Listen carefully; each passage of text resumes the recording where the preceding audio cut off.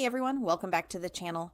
Today we're diving into how to use Rufus to create a bootable USB for Windows 11. If you're upgrading your PC or doing a fresh install, Rufus makes the process simple and fast.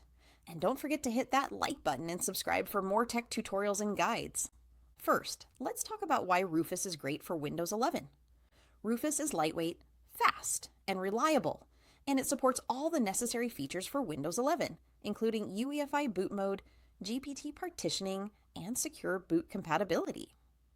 This means you can create a USB that works perfectly on modern PCs without running into installation errors. To get started, plug in your USB drive and open Rufus.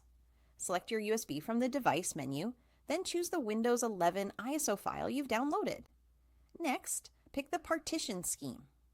For most modern PCs, GPT for UEFI is the best choice.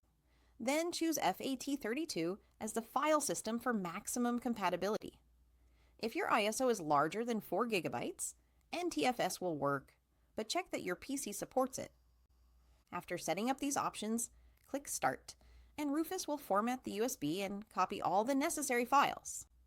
This process usually takes a few minutes, depending on the speed of your USB drive. Once it's done, your USB is ready to boot and install Windows 11. A few tips for success.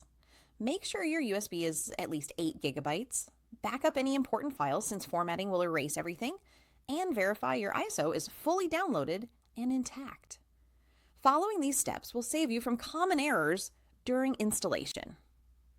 In short, Rufus makes creating a Windows 11 bootable USB simple, fast, and reliable. With the right settings, you'll have a USB drive ready to install Windows 11 on any compatible PC. If you found this video helpful, give it a thumbs up, share it with friends who are upgrading to Windows 11, and subscribe for more tech tutorials and guides. Thanks for watching, and I'll see you in the next one.